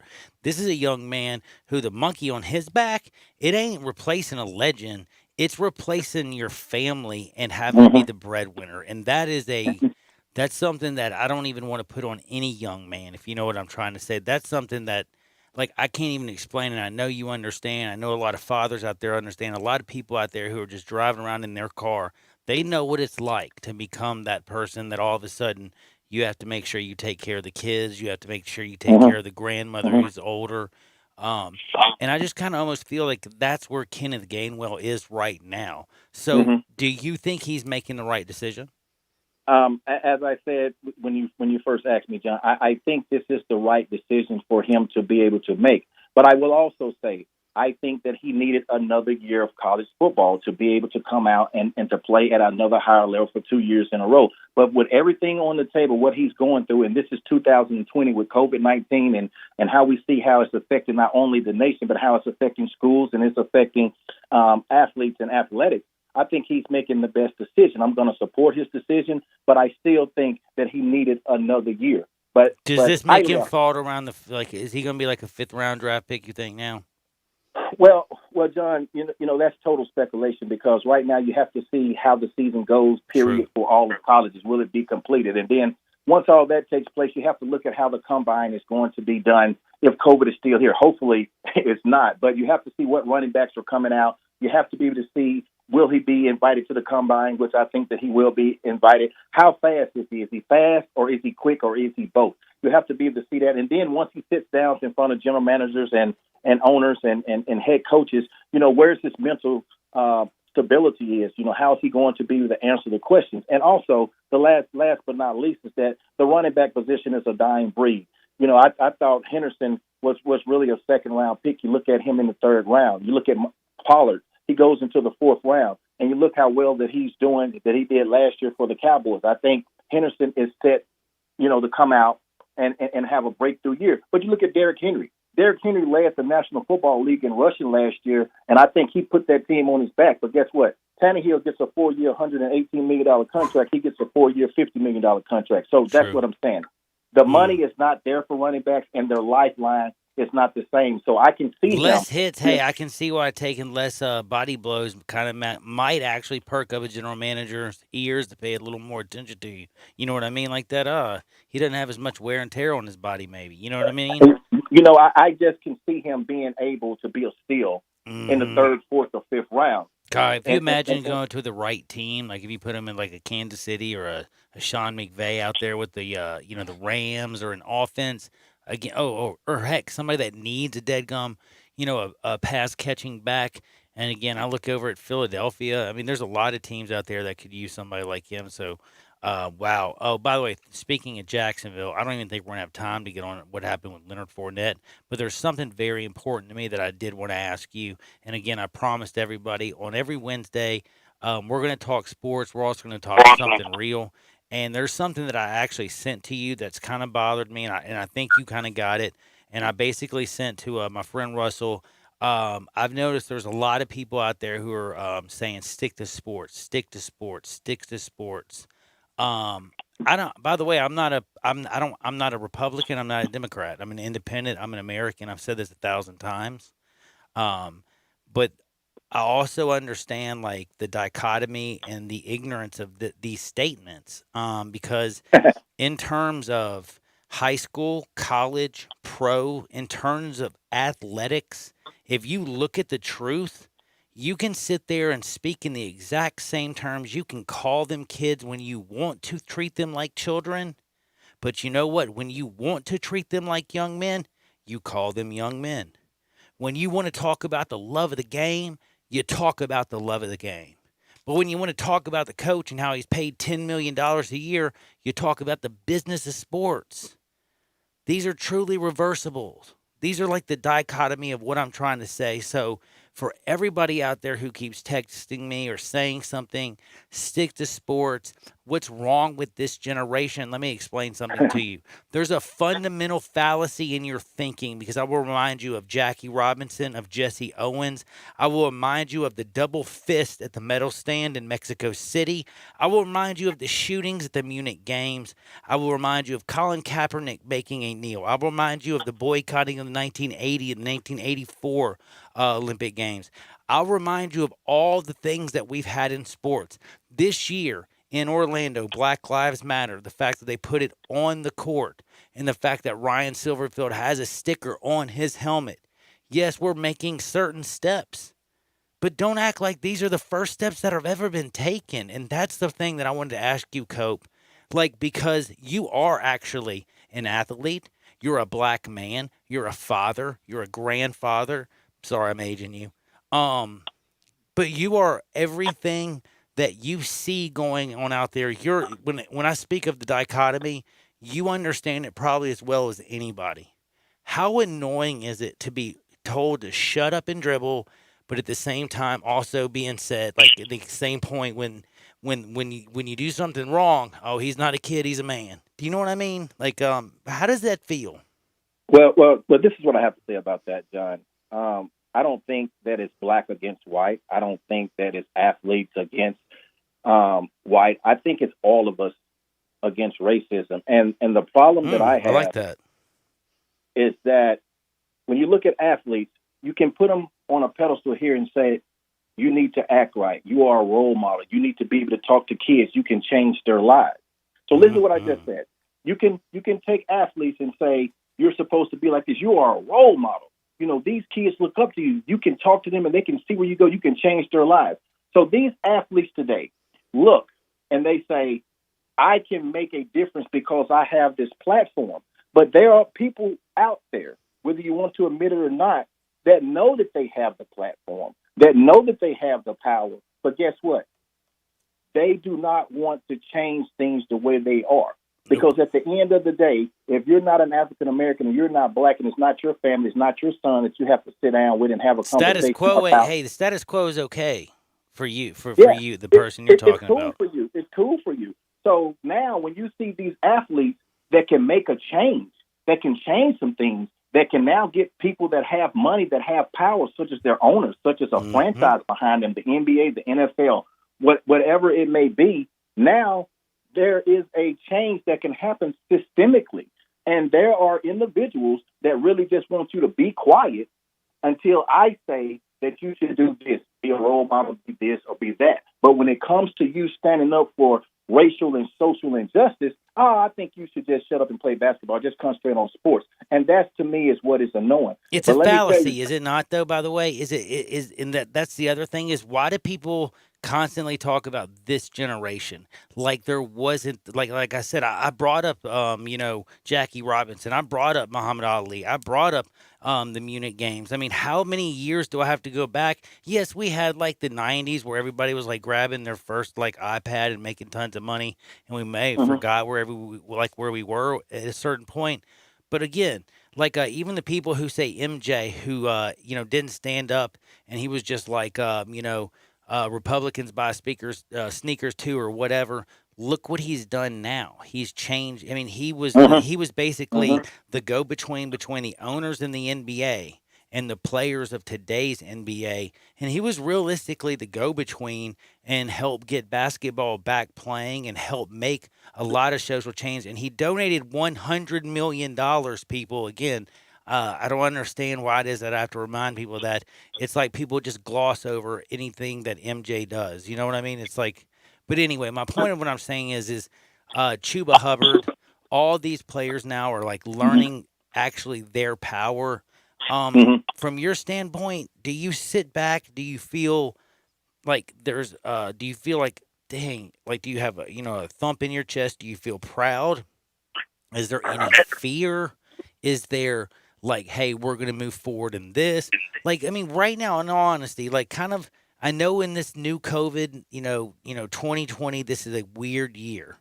But when you look 5 years down the road, do you see a better sports landscape? Most definitely. And I am hoping and praying that we are better united as a country, better united as a neighborhood, better united between race relations. And I think the difference, John, is when you're talking about today's athletes, I think you're talking about athletes compared to when you look back in the 60s, it was like an individual, like it was a Bill Russell, it was a Jesse Owens, it was a Lou Alcindor, it was a Jackie Robinson. I think now is that you have a lot of athletes, and to me, when you stand united, then you can get more accomplished, because these basketball players, these NFL players, these soccer players, tennis players, hockey players, whatever, I think it's bringing everyone together. And the last thing that I'm going to say, John, is that I look at the country, my neighborhood, and everyone, such as I look at sports. I played sports for nearly 30 years, and I think when you look at sports, it doesn't matter where you come from, your creed, your background, your religion, or whatever. You come together for a common goal, and that's to win. And I think that's the what greatest meritocracy in the world, isn't it? Yes, John. And also, it's not that we can't do it, because when you look at any natural disaster, when you look at floods, when you look at hurricanes, tornado, fires, what do you see? You see all races. You see all religions. You don't look at a denomination. You don't look at a person's just see color. People out there taking care of people, hugging each other, helping each other, and hugging. And that, my point, is that's what we need to be able to do. Because if you think that it's not a problem today, when you're seeing African Americans, men, children, and women shot down over and over with police brutality, if you think racism doesn't exist, if you think there's not social and racial injustices, then you're kidding yourself. It is. And do I think because what's going on for the last 2 days or 2 weeks or whatever is going to stop? No. Do I think all of a sudden that it's not going to be another African American killed innocently, unarmed? No, I don't. But I think if we continue to push the envelope and we continue to do action and have an action plan, and we continue to take this to the lawmakers, you take them to the politicians, you take them to the senators, you take them to the judiciary system, you take it to the hiring committee that's hiring policemen, because all policemen are not bad.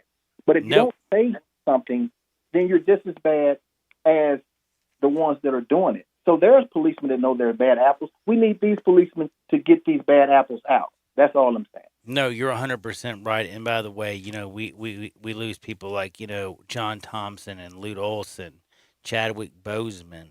These are, different figures in different eras and different parts of time. I'm also, Cliff Robinson. It was a tough weekend, but you lose people who really made a difference in their era in different ways. And that's all we have to do. And if we do keep moving forward and we keep loving each other instead of hating each other, you know what? You're right, Cope. We are going to make it on the other side, aren't we? That's right, man. Hey, That's Cope, every Wednesday, by the way, Russell Copeland and me, 2 o'clock every single Wednesday. Whatever you do, lock your dial to Sports 56, 96.1, 87.7 FM. It's R&R on Sports. The word is out about R&R on Sports, where you've heard interviews from Ken Griffith Jr., Dr. J, Hank Aaron, and many, many more. R&R on Sports, Saturday mornings, 10 a.m., Sports 56, 87.7, and 96.1. Don't miss us. Brian Elder's Roofing Solutions. Chris Price here for Brian Elder Roofing. The storms we've had over the past several months have been devastating to our communities. The rainy season is ahead. You may have not even noticed the dripping in your attic, water stains throughout your home, or even worse, mold and mildew. Please call Brian Elder Roofing and we will send out our project managers to assess any damage. We will not try to sell you a roof if all you need is a repair. We will measure your roof from outer space. 0% for 60 months, even no payments till 2022 are available with approved credit. If you've noticed missing shingles, water stains, leaks in your roof, call us before you call your insurance company at 867-0303. That's 867-0303, and we will provide a free, thorough inspection of your roof's condition. Call 867-0303. Brian Elder's Roofing Solutions. I'm here with outstanding team from Lexus of Memphis at 2600 Ridgeway. They're online at lexusofmemphis.com. Gary, tell everyone how they can experience the Lexus of Memphis satisfaction. Come in and be a part of our family at Lexus of Memphis. Experience the customer service that we provide to each guest like a member of our own family. If you're on the side of the road and you need us, we're there. If you need help with anything with your car, technology, Bluetooth, the app suite, we have a dedicated team to help you with this in your journey with your Lexus. That's how they do it at Lexus of Memphis. Memphis, it's official. Crab Kings is where it's at. The best seafood with 7 flavors to choose from. Try the shrimp and chicken pasta. Now available is the salmon and fried lobster pasta. Snow crab, king crab, dungeons and more. Fish platter, $9.99. Lobster tail, $10.99. Jumbo wings, 99 cents each. Download the app or search Crab Kings on Google. Visit us at crabkingstn.com. Crab Kings Seafood and Pasta. Memphis favorites. Memphis. It's official. Crab Kings is where it's at. The best seafood with 7 flavors to choose from. Try the shrimp and chicken pasta. Now available is the salmon and fried lobster pasta, snow crab, king crab, dungeons and more. Fish platter, $9.99. Lobster tail, $10.99. Jumbo wings, 99 cents each. Download the app or search Crab Kings on Google. Visit us at crabkingstn.com. Crab Kings Seafood and Pasta, Memphis favorites. Ace is the place with the helpful hardware, folks. There's no better feeling than grilling out, and there's no better place than Ace to get the best grill for you and your family. We have the hottest grills from top brands like Big Green Egg, Traeger, and Weber. And since our stores are locally owned and we're committed to helping our neighbors, we'll also assemble and deliver your grill for free. Around the block, what you need in stock, with people who know their grills. Offer valid for Ace Rewards members through September 7th on grills and accessories $3.99 and up. See participating stores for scheduling or exclusions. Listen Sundays at 11 a.m. to join Idlewild Presbyterian Church for worship. Idlewild is a PCUSA church located in Midtown Memphis. Now back to Johnny Radio's Happy Hour Kick it over here. Kick it. on Sports 56 and 87.7 FM. Here's your host, John Harden. Gold and shackles, ball and chain. Listen to the whistle of the evening train. You know you about to wind up dead. You don't head back to Tennessee jet. Rich man step on my poor head.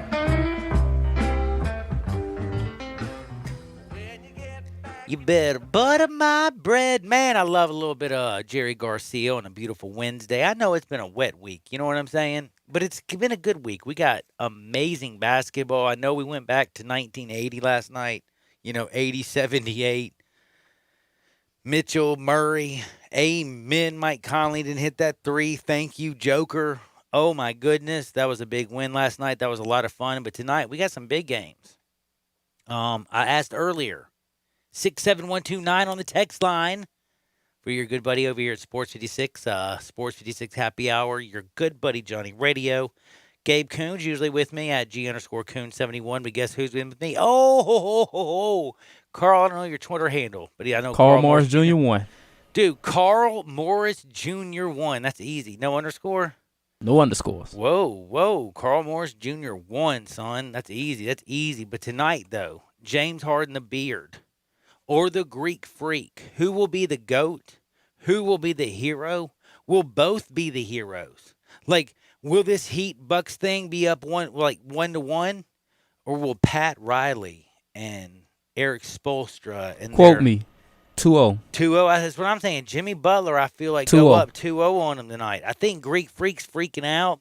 I think people are looking at the Bucks like they're crazy. And then, I have to say, I somehow believe this. I can't believe I'm saying this. I love Chris Paul, but I saw some legs that were just not underneath Donovan Mitchell, who's a young guy. I saw some legs that weren't underneath my man Murray. I'm going to tell you something, man. That fourth quarter that Chris Paul had the other night, I don't know if Chris Paul is going to still have it. I know Russell Westbrook's coming back from injury. He's not fully himself. But he is, the other guy, his name is James Harden. His beard looks like it's in full effect. Is he going to be okay? I doubt it. If the game is close, Houston will lose because Chris Paul has scored the most clutch points this entire season. He outscored both of them in the fourth quarter in Game 6. Do you not think that one day in his life he won't have 11 turnovers or 12 turnovers or miss a big three? Don't you think in one Game 7, James Harden is actually going to show up like Mia Khalifa's at his front door? I would hope so. I would too, man. He's my kinfolk. Listen, Mia's at the front door. Shoot him a text. Tell him how important tonight. it is for you. Telling you, man, show up. By the way, speaking of showing up, I will always tell you, show up at one place. That's MemphisFarmers.com. auto, home, life, business, whatever you can think of. My buddy Chad Gatlin, he has your back. He has your front. He has your side. He has you covered all the way around. Memphis, that's right, because we live in Memphis. He knows the area. And you want your own personal agent, and he is your local farmer's agent. So go to memphisfarmers.com or call him at 901-235-1176. That's 901-235-1176. Talk to my friend Chad Gatlin. And never forget, memphisfarmers.com. I will tell you something, though. You ready to rock and fire? Ready to rock and roll. Let's go to Hardenwood. This is Access Hardenwood. Oh, my goodness. You're going to laugh at me, man. Have you heard about the Georgia butt slap runner? With all that's going on in the world, I know that a lot of people pay attention to the things that I pay attention. But do you remember about 9 months ago, there was Alex Bozaria. She works for the news. She worked actually for WSAV TV. Yes. Don't play no games with her, okay? Well, listen to me. She was covering a race. So people were running by her, okay? They have the camera right there. You know what I'm saying? And a runner was running by, and he slapped her on her butt. Dead gummit, let me tell you something. Now, people went absolutely crazy, which I laughed so hard because they're like, check out this jerk. Can you believe he smacked a reporter on her butt? Her buttocks? On air. Can you believe it? Kiddos. He sounded like he was waiting for that moment. Kiddos don't grow up to be like this horrible, nasty man. There's another great one. There's just so many funny ones. Now, I think the dude is I'm not going to lie, like I want y'all to know something. I had my friend Rhonda Bird on today at @the_good sport. Okay? Let me tell you something. This is important. I like women in sports. I have daughters. But he got a $1,000 fine, 200 hours of community service, and a full year of probation.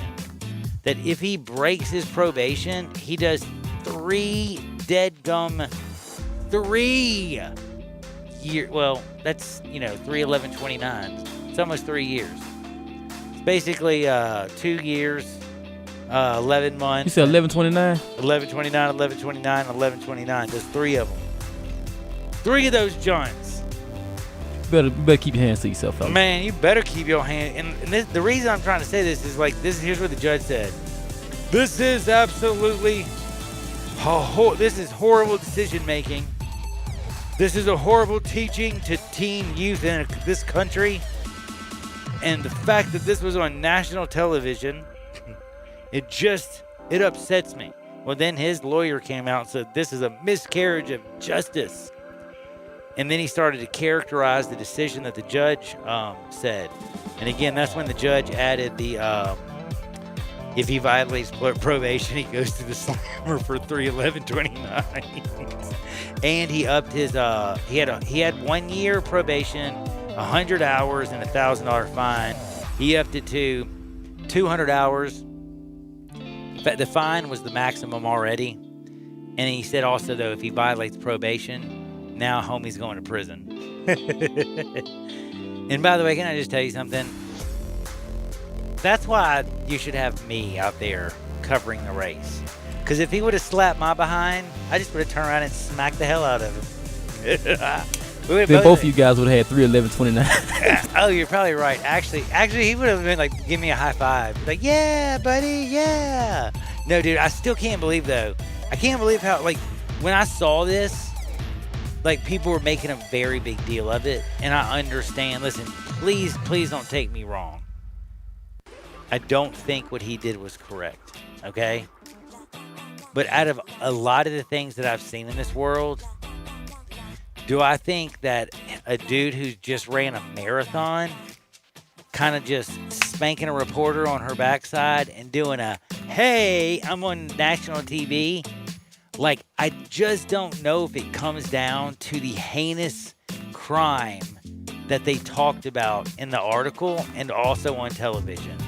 The way she weeped, Do you act like she acts like that's the first time she ever had her butt spanked? Can I tell you something? I've seen the girl. She had her booty spanked before. There's a lie What's right the reporter's there. name? Dude, her name is it's Alex. That's why I guess it messes me up. But I'm telling you right now, she's very cute. Her name is Bozarian. And again, I know she takes her job very serious because she also came out with a thing about she's very happy because of accountability, but she's also very big on forgiveness. Like, let me tell you a little secret. You have taken yourself so serious, you act like you're important. Stop it. Okay? Goodness gracious. Now, I'm an a-hole. Whatever. Now, think about this. Please tell me you heard about my man. Like, I feel like this dude has gotten less trouble for driving drunk than homie got for spanking a girl in the butt. Listen to this. Remember, my guy got 200 hours, $1,000 fine, public humiliation, and a year probation, and if he violates it, 3 years in the slammer. Do you know who the Pittsburgh broadcaster is, Mr. Bill Hillgrove? Do you know who I'm talking about? Yes, no, maybe? Okay, he does not know. Well, guess what he's got? He has a DUI. He got suspended 2 whole damn games. Yeah, that's her. Yeah, dude, look at her. He's like, yeah, she's cute. Yeah, that ain't the first time she got her butt slapped. Every man. The guy that did it, he was totally waiting to do that. He's been waiting there for a long time. He was running like 22 miles, and finally he's like, there's a camera. There's a woman. Slap that butt. You know what He's I'm had a saying? crush on her for a while. Dude, you know he was crushing hard on her. But now he's like, I hate her. I got $1,000. I'm $1,000 lighter in my pocket. Got to do $200 of community service, and if I have a hot drug test, I go to the slammer. Great. But again, I want to remind you, he got in that much trouble. This dude was driving drunk, convicted DUI. He's suspended 2 games. You think? And who was this? Bill Hillgrove. Convicted DUI. And he only got 2 game suspension. So the young lady, bam. The man gets in all this trouble. But a man who has a little bit of fame and a little bit of money, 2 game suspension. 2 game suspension. So I'm kind of wondering to myself, what are we saying to our youth? Like, drive drunk? No, I would hope not. You know what I'm saying? In the same day that you send out one message, you can't send out another message.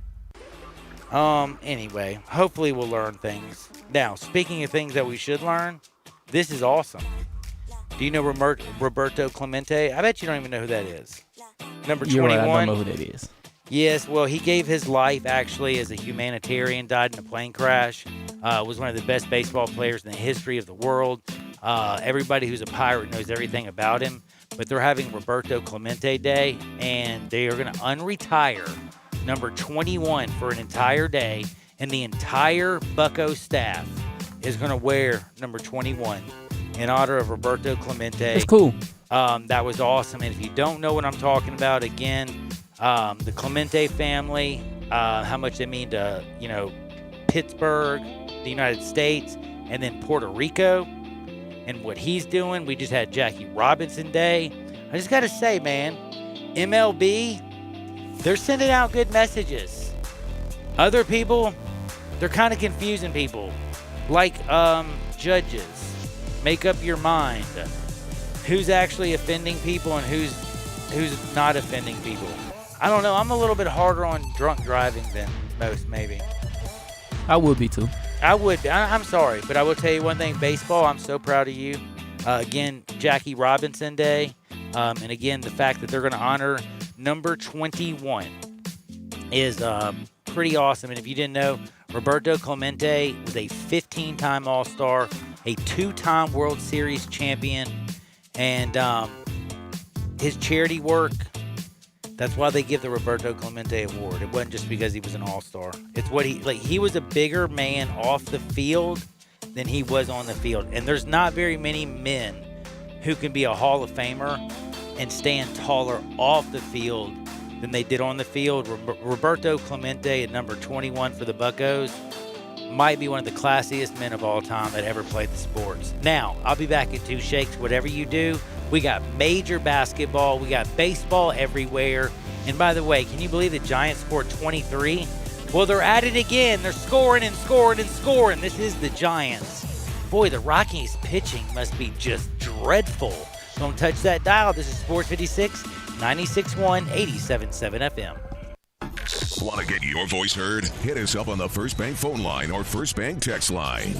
At Jason's Deli, you can stuff yourself full of great deli food that's healthy, fresh, and best of all, it's not expensive. Jason's Deli is all about choice. Whether you're looking for a gluten-free menu, vegetarian sandwiches, healthy kids' meals, or if you'd like to invent your sandwich via the build-your-own selections, Jason's Deli has you covered. And they only use fresh, wholesome ingredients. Choose from the club and specialty sandwiches, paninis, wraps, soups, salads, pastas, and much more.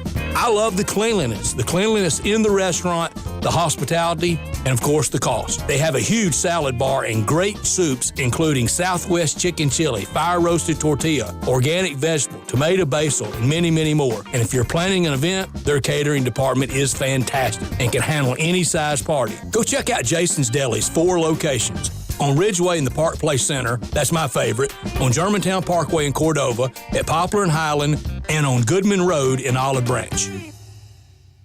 Farmers Insurance knows that when you're in the car and that song comes on, yes, that's the one, you have no choice but to pull out your imaginary drumsticks and smash those cymbals and stomp on that kick pedal, which unfortunately is the accelerator pedal. And we covered it. Talk to a farmer's agent who knows a thing or two because they've seen a thing or two. Call Chad Gatlin at 901-235-1176 or get a fast quote at memphisfarmers.com. We are farmers. Bum, bum, bum, bum, bum, bum. Underwritten by Farmers Truck Fire Insurance Exchanges and Affiliates. Products not available in every state. Jay Farner here, CEO of Rocket Mortgage. Making the right financial decisions has never been more important. When you turn to Rocket Mortgage, we can help guide you to those right decisions now when they matter most. Mortgage rates are near historic lows, so now is a great time to call 8338-ROCKET. And if you need some extra money, a cash-out refinance could give you that financial boost you're looking for. Call today at 8338-ROCKET or go to rocketmortgage.com to learn more. Call for cost information and conditions. Equal housing lender. Licensed in all 50 states. NMLS number 3030. Now back to Johnny Radio's Happy Hour. Let's go! On Sports 56 and 87.7 FM. Here's your host, John Harden.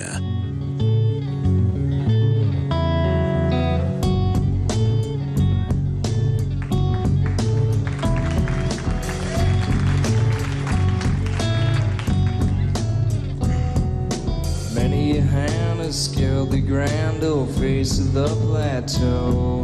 Some belong to strangers and some to folks you know. Holy ghosts and talk show hosts are planted in the sand to beautify the foothills, shake the many hands. There's nothing on the top but a bucket and a mop and an illustrated book about birds. You see a lot up there, but don't be scared. Who needs Jackson when you got words? Yo, yo, yo, welcome into a little Sports 56 happy hour, and you know who I am. I am your very good friend, John Harden, and I'm going to tell you a little secret. I was just texting a friend of mine. Got to say what's up to Judson, Mr. Belote, what's happening. Also need to say what's up, Mr. Mark Boland. By the way, Mark's probably I think he's the only guy in Memphis history, ever to pitch a perfect game. Now, his son threw a no-no. You know what that means, don't you? No hitter, right? Yes, that means a no-hitter. No, they're the first they're the only father-son duo at the University of Memphis that I know that have thrown a no-no. Do you see what I'm saying?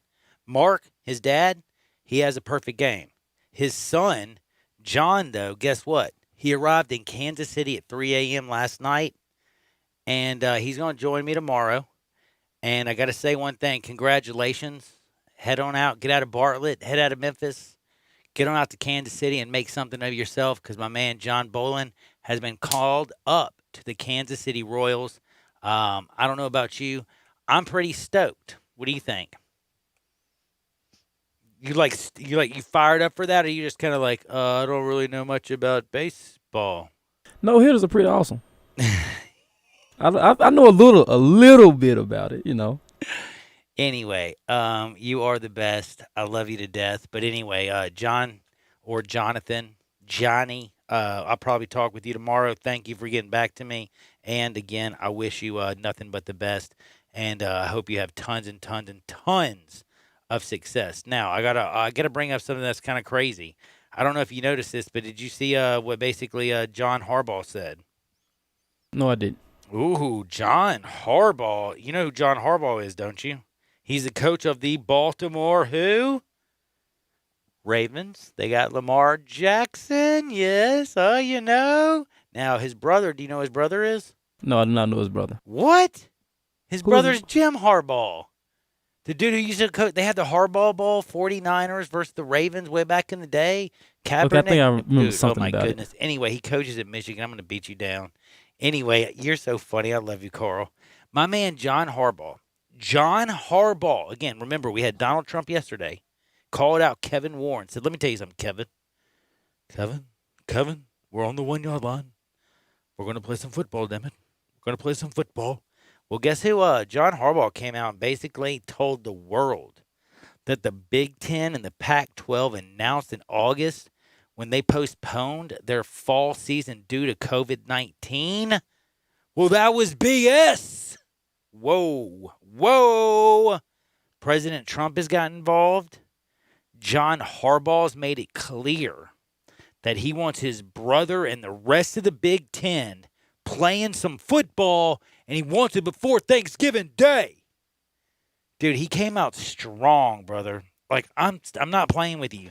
Like, you know, like Justin Fields. He goes out and gets a bunch of signatures. You know, Nebraska's like, yo, can we go and hang out with the Big 12 for a year? Big Ten is taking heat. Kevin Warren is taking heat, bro. Like, dude, he's got to feel like Kim Jong-un right now. Dude's got a horrible liver. Sister probably wants to kill him. And nobody, like, is really, you know, like, up on North Korea. You know what I'm saying? So, I'm sure, like, dude, Kevin Warren is sitting there going, hey, call Dennis Rodman. He's the only person who might have some empathy or sympathy for me because he liked Kim. What I'm trying to tell you is this world is as crazy as it gets. Y'all think I'm joking? Well, we had a 80-78 game with Donovan Mitchell. Yeah, Mike Conley played too. Oh, Rudy Gobert did too. By the way, the Joker dominated, and yeah, Murray played, but he didn't score really. Scored a little bit, but not much. But for real, tonight we have 5:30 Heat Bucks. 1 game, 0. I think it goes 2 games, nothing. Me and you in the same predicament. I think they go up to. The Heat plus 6. Heat right now plus 6 points. Dude, total is 221.5. I don't like the total, but I like the Heat plus 6, brother. And I'll also tell you, Houston minus 5? Ooh, kind of looking OKC. You know, there's a dude who has a big beard who likes to fail in the fourth, if you know what I'm saying. Kind of leaning towards the points there. And if it's close, it almost has to feel like, I was going to say, if it's close, it feels like money in the pocket, doesn't it? If the fourth quarter is close, you know Russell's going to make some stupid 3-point shots. My man, James Harden's going to turn the damn ball over like it's going out of style. It will end up being bad, and Chris Paul will just be like, oh. But I will tell you also what I like. The total is 217. Everybody and their grandmother, 217. You know what that tells me? Everybody and their grandmother is going over. You have the Thunder and the Rockets, 217. Go under just for a touch. And the only reason I like that is when everybody goes left, go right. And when it looks too easy, it usually is. And 217, that is 5 points lower, basically, than Milwaukee. And my man, Miami Heat. You know what I'm saying? Jimmy Butler. Wah! In the Greek Freak. No, seriously. The total for the Thunder and the Rockets, 217. I think that means Kid Kiwi is going to go domination station. It's going to be interesting. Also, we got some really good baseball. Somehow, San Francisco's got 4 runs. They just scored 23 last night. Got 4 again. Only played 1 inning. It's amazing. But we got baseball. We got basketball. The NFL. We got a good friend in John. My buddy Jonathan Bolin. He's up there with Kansas City. We're going to talk with him tomorrow. We're going to talk with our buddy Ron Tillery. We have Isaac Simpson as well. It's going to be a beautiful Thursday. I hope everybody remembers, though, any house, any area, as simple as that. Call 901-406-1101. That's 901-406-1101. What do? You call my buddy Bill at I Buy What? Them houses. 901-406-1101. For Carl Morris, I'm John Harden. Don't forget, Wolo, Stats, together, next, all week long, all week strong. But we got to get out of here. We'll see y'all on the flip side. Whatever you do, get out there. Make this world a better place. This is Sports 56, 96.1, 87.7 FM.